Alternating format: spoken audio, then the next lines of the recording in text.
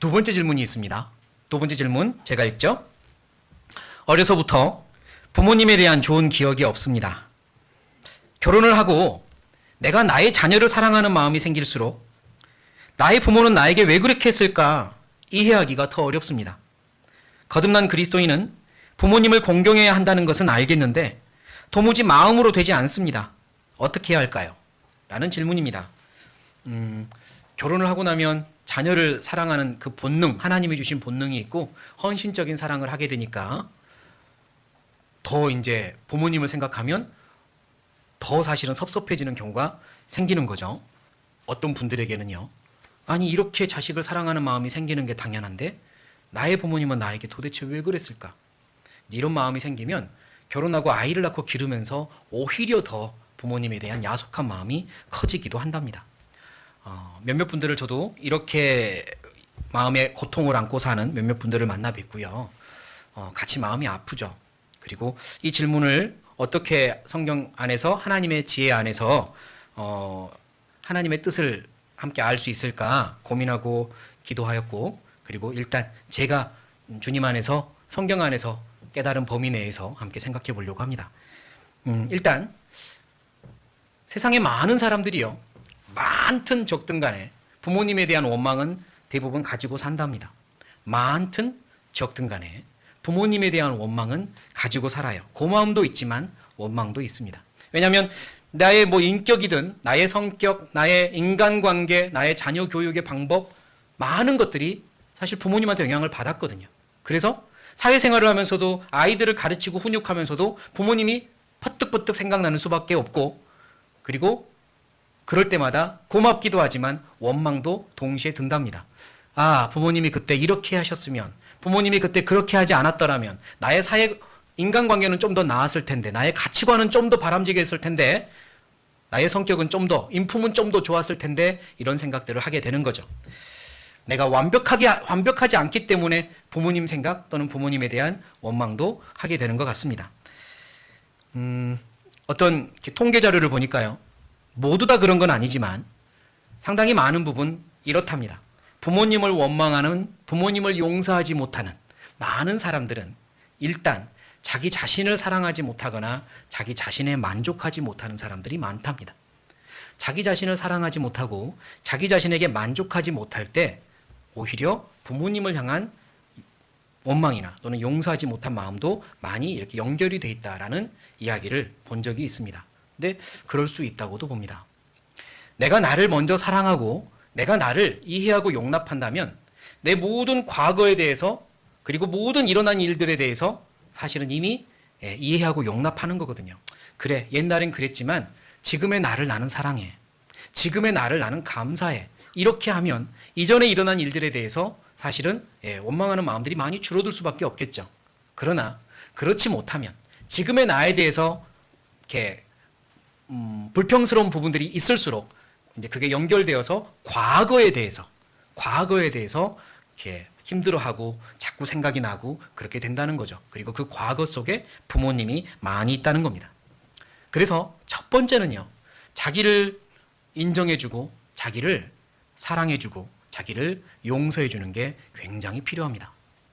우리가 구원을 받아서 참 다행입니다. 왜냐면요, 구원을 받지 않았다면 내 이전에 일어나는 모든 일들에 대해서 일부러라도 내가 왜 그거를 인정하고 감사해야 되는지 이유를 나한테 찾아줘야 합니다. 구원을 받지 않았다면 왜 그런 일에 대해서 내가 인정하고 감사해야 되는지 이유를 막 찾아줘야 돼요. 나한테 나를 설득해야 돼요. 구원받지 않았다면. 그러나 구원을 받았기 때문에 내 모든 삶의 전체에 하나님이 간섭해 주고 계셨다는 걸 알았기 때문에, 그리고 내가 그런 사람이었기 때문에 구원받았지, 그렇지 않았으면 구원받지 못했을 거야 라는 생각도 충분히 할 수 있기 때문에, 그리고 지금의 내가 이렇게 연약하기 때문에 하나님 붙잡고 살지, 지금보다 더 연약하지 않고 일반적으로 말하는 잘난 사람이면 나는 하나님 구원 받았어도 떠났을 거야 라는 생각들을 할 수 있기 때문에, 아, 나의 나 된 것은 다 하나님의 간섭과 은혜로 된 거구나. 그리고 지금 내가 이해하지 못하더라도 천국 가면 다 물어볼 거야. 다 이해할 수 있을 거야. 그때 가면 이라고 스스로를 이야기해 줄 수 있다는 겁니다. 구원 받았으면 그게 사실이니까요. 내 태어난 탄생부터 모든 하나하나의 순간을 하나님이 간섭해 오셨다는 건 사실입니다. 나의 부모님을 하나님이 선택하셨고 그 가정에 나를 보내신 것도 하나님이라는 게 사실입니다. 그 불완전한 부모님 아래에서 완전한 일을 이루신 분이 하나님이라는 게 사실은 우리가 믿을 수 있는 사실입니다. 하나님은 불완전한 사람들을 통해서 완전한 일을 이루어 나가시는 분이니까요. 내가 구원받게 하려고 여러 가지 방법으로 나의 인생에 간섭하시고 때로는 좋은 일로, 때로는 아프고 불안한 일로, 분노할 만한 일로, 락으로, 희노애 락으로 내 삶을 간섭하신 게 사실이라는 걸 이제는 압니다. 구원받고 나니까. 그러니까요. 나에 대해서 이해해주고 인정해주고 그리고 사랑해주는 게 필요합니다. 내 안에 하나님이 계셔요. 하나님이 내 안에 계십니다. 나를 성전으로 삼으셨고 나를 통해서 일하기 원하세요. 이제 나는 존귀한 자가 되었습니다. 그러니까 나를 사랑해주는 게 먼저입니다. 그리고 부모님에 대한 생각을 조금은 다르게 했으면 좋겠습니다. 부모님에 대한 생각을요. 우리 중에 어느 누구도 시험 봐가지고 당신은 결혼할 자격이 있으니까 결혼하시오. 그래서 결혼한 사람 없습니다. 결혼할 때 자격시험 없죠. 자격시험 있었으면 아마 많이 떨어졌을 겁니다. 근데 다행히 없어서 결혼했어요. 부모님도 마찬가지. 시험 봐가지고 부모 될 자격이 있는지 체크하고 합격하면 아이를 낳게 허락받은 사람 있나요? 없습니다. 있었다면 좀 더 나았을지도 모르겠는데 우리 중에 아무도 부모 자격시험 보지 않았어요. 부모가 되기 위해선 어느 정도의 예를 들면 인성도 갖춰야 되고 소통의 능력도 갖춰야 되고 교육 방법도 조금은 가치관도 세워야 되고 또 나름대로의 경제적인 것도 갖춘 다음에 부모가 될 수 있습니다. 도장받고 부모가 되면 나았을 텐데 사실 그런 거 없습니다. 나도 우리 아이들을 낳을 때 그렇지 않았고 우리 부모님도 나 낳을 때 그랬어요. 불완전한 속에서 자격도 없는 속에서 낳았습니다. 그리고 어찌 보면 첫째 애들이 제일 불행해요. 왜? 가장 자격도 없고 경험도 없는데 애들을 키웠으니까 잘못 키울 가능성도 높지 않을까요? 저도 첫째입니다만 아무튼 자격이 없는 속에서 아이를 낳고 그냥 나름대로 자녀들을 키웁니다. 어쩔 수 없어요. 그리고 그 부모님들은 또 그 부모님에게서 태어난 겁니다. 우리 부모님들도 또 자격이 없는 상태에서 아이를 낳으신 할머니, 할아버지에게서 태어났죠. 그리고 올바른 아주 좋은 어떤 사랑 가운데서 양육을 받지는 못했을 겁니다. 그러니까 어찌 보면 우리 부모님도 피해자죠. 그렇게 보면요. 그래서 부모님에 대한 생각을 이렇게 했으면 좋겠습니다. 그냥 나만의 부모님이니까, 나의 부모님이니까 그들은 특별해야만 돼. 이렇게 생각하는 건 모순입니다. 왜 나의 부모님들이 특별해야 됩니까? 그런 법이 없습니다. 그냥 평범한 남자고 여자인데 나를 낳은 겁니다. 그들도 평범한 남자고 여자입니다. 그리고 불완전하게 세상을 살다가 시험 안 보고 결혼하고 시험 안 보고 아이 낳았습니다. 거기서 내가 태어난 거죠. 그렇게 인정해야 됩니다. 그런데 하나님이 그 부모님들을 선택해서 내가 세상에 나오는 출구로 삼으신 겁니다. 그 부모님들을 사용해서 나를 세상에 보내신 거예요. 그분들은 나를 위해 그렇게 쓰임받은 통로였습니다. 그것만으로도 감사해야 하는 거죠. 하나님께서 나를 세상에 보낼 때 사용한 도구였으니까요. 나라는 사람은 하나님이 특별한 계획을 가지고 창조했고 세상에 보냈습니다. 왜 우리가 세상에 태어난 생일이 중요합니까? 이전에는 몰랐는데 구원받고 알겠더라고요. 내가 세상에 태어난 생일이 중요한 이유는 하나님이 특별한 계획을 가지고 세상에 나를 보내신 날이기 때문에 태어난 날이 중요합니다. 구원받은 날이 중요한 이유는 특별한 계획을 가지고 태어난 내가 하나님을 만나서 새로운 인생이 시작되었기 때문에 구원받은 날이 중요하죠. 여하튼 나의 생일은 부모님 때문에 있었고 특별한 목적을 가지고 세상에 태어나기 위해 도구로 내 부모님을 삼으신 겁니다. 그러니까 그것만으로도 감사할 이유는 있습니다. 그분들이 왜 나를 그렇게 키웠나, 자격도 없으면서 왜 낳았나 그렇게 원망하는 건 하나님을 향해서 불평하고 원망하는 겁니다. 하나님이 하신 일이에요. 부모님이 하신 일이 아닙니다. 하나님이 하신 일이에요. 나를 세상에 보내신 분이 나를 그 가정에서 자라게 했고 그곳에서 이런저런 아픔도 겪을 수도 있고 학대를 받을 수도 있고 또는 남들보다는 덜 사랑을 받을 수도 있었겠지만 그것도 하나님의 보호하심과 인도하심 아래에서 분명히 이루어졌습니다. 그리고 하나님은 나를 향해서 눈동자도 움직이지 않으시고 지켜보셨고 나를 하루라도 빨리 구원받게 하려고 노력하셨습니다. 하루라도 빨리 하나님 품으로 인도하시려고 노력하셨어요. 그뿐만 아니라 내 모든 과거를 다 사용하셔서 구원받은 이후에 하나님의 일꾼으로 사용하려고 준비하셨습니다. 그걸로 과거가 과거로 끝나는 게 아닙니다. 구원받은 이후엔 그 모든 것들이 재산이 되어서 다시 주님을 위해서 제2의 인생을 살 수 있는 연료고 필요가 될 수 있습니다. 그렇게 삼으셔야 돼요. 하나님께 그런 계획이 있다는 걸 믿으셔야 됩니다. 그래서 부모님 원망하고 있을 그런 시간 없습니다. 하나님께서 다 계획하셨고 지금의 내가 있게 하셨으니 내가 어떻게 살아야 될까, 어떻게 살아야 될까를 더 고민하실 필요가 있겠죠. 내가 혹시라도 내 아이들에게 특별한 부모의 역할을 못하고 있다, 좀 더 잘하고 싶은데, 그렇다면 그건 내 부모 때문이 아닙니다. 탓할 필요 없습니다. 지금이라도 내가 하나님 안에서 지혜를 구하고 변화시켜달라고, 지혜를 달라고 기도하면 지금부터라도 더 특별한 부모가 될 수 있습니다. 나는 내 아이들에게 절대로 내 부모님 탓이 아닙니다. 지금부터라도 나는 변할 수 있기 때문에요. 그래서 안 변하는 건 이제 내 탓인 겁니다. 지금부터 안 변하는 건 내 탓이에요. 하나님 저를 변화시켜 주세요. 하나님의 성령님의 능력으로 변화시켜 주세요. 기도하면서 변화되시면서 나아가야 됩니다. 그리고 주님 안에서 한 번 더 생각해 볼 필요가 있는데요. 주님 안에서 에베소서입니다. 에베소서 6장.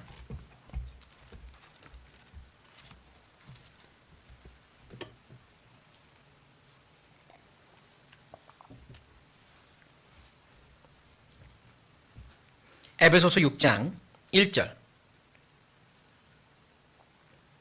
1절 같이 읽겠습니다. 자녀들아 너희 부모를 주 안에서 순종하라. 이것이 옳으니라. 제가 계속 읽겠습니다. 네 아버지와 어머니를 공경하라. 이것이 약속 있는 첫 계명이니 이는 네가 잘되고 땅에서 장수하리라. 하나님의 약속이잖아요. 주 안에서 부모를 순종하라. 그리고 아버지 어머니를 공경하라. 그러면 잘 될 것이다. 내 약속하마. 하나님의 약속이잖아요. 근데 1절에 주 안에서 순종하라. 여기서 주 안에서가 무슨 의미일까? 어렸을 때는 전 그렇게 생각했습니다. 주 안에서 순종하라는 말은 신앙생활에 반대가 되는 말씀이 아니면, 신앙생활을 못하게 하는 말씀이 아니면 순종해야 되지만, 신앙생활을 반대하고 못하게 하신다면 그거는 순종할 수 없다. 그게 주 안에서 순종하라는 말이라고 알고 있었습니다. 사실 그렇게 배운 것 같기도 합니다. 그런데 시간이 흘러서 주 안에서 순종하라는 말이 그 뜻이 아니라는 걸 알았습니다. 주 안에서 순종하라는 말은 주님 안에 들어가서 내 안에 계신 주님, 그리고 나의 주인 되신 주님, 주님의 마음속에 들어가서 주님이라면 했을 것만 같은, 주님이라면 할 것 같은, 주님이라면 했을 것만큼 순종하라는 겁니다. 주님이 이 상황이라면 어떻게 했을까? 주님이 이 상황이라면 어떻게 했을까? 그만큼 순종하라는 겁니다. 그게 주 안에서 순종하는 겁니다. 남편에게 주 안에서 복종하라. 마찬가지입니다. 이거는 신앙적으로 맞는 거니까 이 정도면 내가 뭐 복종해 주지만 이거는 신앙생활을 못하게 하는 거니까 복종할 수 없어. 이게 아니라 주님이라면 어떻게 했을까? 그만큼 하라는 겁니다. 주님이라면 어떻게 했을까? 자, 내 부모님을 주님이 만났습니다. 내 부모님이 나의 주님이 부모님이 내 부모님입니다. 주님이 내 상황입니다. 어떻게 했을까? 그만큼 하라는 겁니다. 예수님이 내 상황이라면 내 부모님께 어떻게 했을까? 주 안에서 그만큼 하라는 겁니다. 그러면 하나님께서 복으로 갚아주실 겁니다. 그게 주 안에서 순종하는 거예요. 주님은 어떤 죄인도 용납하셨고 받아주셨습니다. 아무리 자신을 향해서 욕을 하고 주먹질을 하고 침을 뱉는 사람도 용납하고 받아주셨습니다. 주님은 모든 사람을 용납하고 받아주셨습니다. 나도 마찬가지고요. 주 안에서 순종하라고 하십니다. 어떻게 해야 될까 생각해 봐야 되잖아요. 다윗 이야기 잠깐 해볼까요? 다윗은 어린 나이에 목동으로 나가 들판에서 양을 쳤습니다. 아버지의 양을 쳤죠? 근데 그곳은 사자와 곰이 나타나는 곳입니다. 막내 아들인데요. 보통 막내 아들은 일도 안 시킨다고 하는데 막내 아들을 그 위험천만한 곳에 보냈습니다. 다윗이 불평을 가졌을까요? 우리 아버지 너무한다. 우리 아버지 나 미워하시나 봐. 안 그랬거든요. 사무엘 선지자가 와가지고 아들들을 다 데려와라. 이렇게 말하거든요. 그 안에서 기름 부음을 이제 주려고 사울 대신할 왕을 삼으려고요. 그때 다윗의 아버지 이새는 다윗을 불렀어요? 안 불렀어요? 안 부릅니다. 막내 아들만 그 위험한 곳에서 양치게 놔두고 7 아들만 불렀어요. 아버지 난 미워하나 봐. 다윗이 그런 생각했나요? 안 했습니다. 언제까지든지 아버지께 순종하고 충성했습니다. 물론 아버지가 악한 아버지는 아니었습니다. 그리고 이 일도 이제 성경에 나온 내용만 가지고 하는 이야기니까 그렇지 아버지에겐 다른 마음이 있었을 수도 있죠. 그러나 그런 상황이었다 할지라도 다윗은 아버지를 공경했을 겁니다. 심지어 다윗은 아들이 자기를 죽이려고 합니다. 압살롬이 자기를 죽이려고 합니다. 아들이요. 그렇지만 도망다니던 다윗은 아들의 죽음 앞에서 엉엉 웁니다. 아들을 용서하고 용납했습니다. 다윗은 어떻게 그럴 수 있었죠? 행복에 관하여 말한 바 자기 죄를 가리우심을 받고 죄를 사하심을 받는 자는 복이 있도다. 아까 다윗이 한 말이 있죠. 다윗은 늘 주님 안에 있었습니다. 주님의 은혜 아래 있었습니다. 주님이 자기 죄를 다 용서해 주셨죠. 심지어 그가 했던 간음죄와 살인죄도 용서를 받았습니다. 그래서 그는 자기 자신을 사실은 인정하고 용납하고 사랑했습니다. 그리고 하나님을 사랑했습니다. 그래서 가족들이도 아들도 용납하고 이해했죠. 자기를 죽이려고 따라다니던 사울 왕도 용납하고 이해하고 그리고 용서했습니다. 어떤 사람도 마찬가지. 다윗은 악을 악으로 갚지 않았어요. 왜냐? 그 안에 하나님의 사랑이 있었기 때문입니다.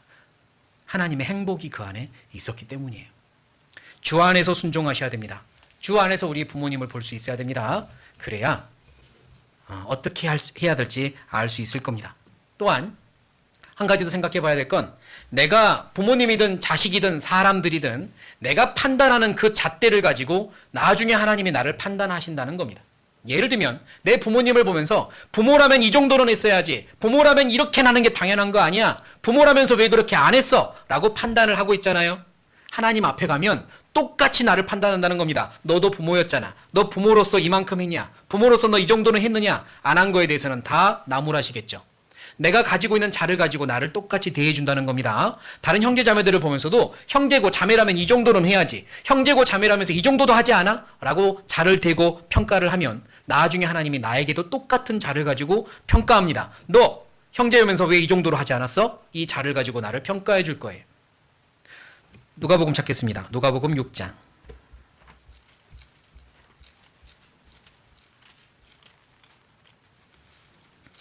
누가복음 6장.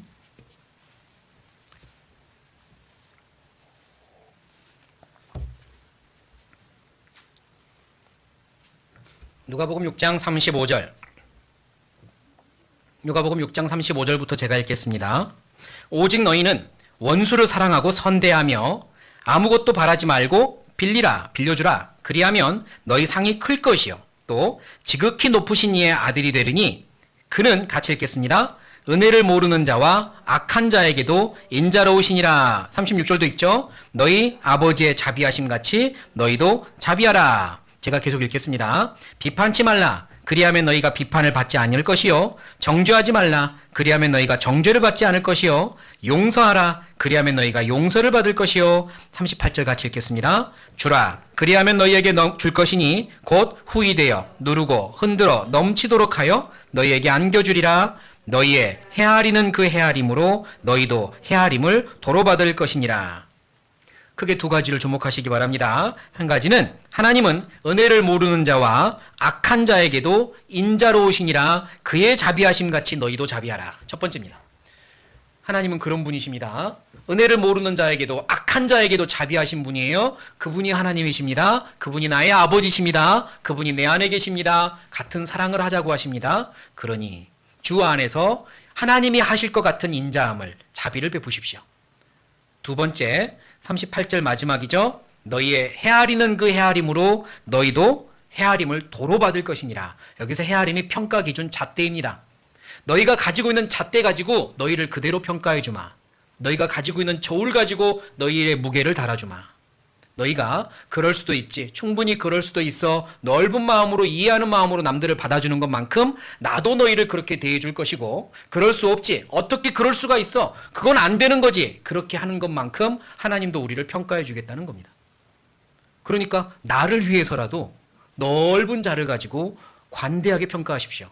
그럴 수 있지, 그럴 수 있었을 거야, 어쩔 수 없는 상황이면 뭐 어떻게 인정해야지. 부모님이 됐든 아이들이 됐든 형제자매님들이 됐든 넓은 헤아림의 자와 저울을 가지고 평가하시면 도로받을 겁니다. 하나님께서도 그래, 너 그럴 수 있다고 내가 인정하마. 나를 위해서라도 그렇게 넓은 헤아림을 가질 필요도 있습니다. 하나님의 자비하심과 같이 너희도 자비하라. 우리 구원받은 그리스도인이고 내 모든 삶에 하나님이 관여하고 간섭하셨다는 것을 인정할 수 있으니까, 그리고 과거, 현재, 미래까지 감사하는 게 범사에 감사라는 하나님의 말씀에 맞는 거니까 이전의 모든 것들에 대해서도 감사합시다. 나를 나되게 만든, 지금의 나를 만든 모든 것들, 가정 환경, 부모님, 친구, 상처, 아픈 추억들까지도 이제는 감사하고 새로운 삶을 살아갑시다. 감사는 과거를 마무리하는 마침표가 아니라 미래를 새로 시작하는 시작점이라고 말합니다. 감사해야 새롭게 살 수 있어요. 그렇게 하고 부모님도 그런 마음으로, 하나님의 마음으로 용납하고 용서할 수 있는, 그리고 감사할 수 있는 우리의 신앙 마음을 키워갔으면 좋겠습니다. 네, 두 번째 질문은 여기까지 하겠습니다.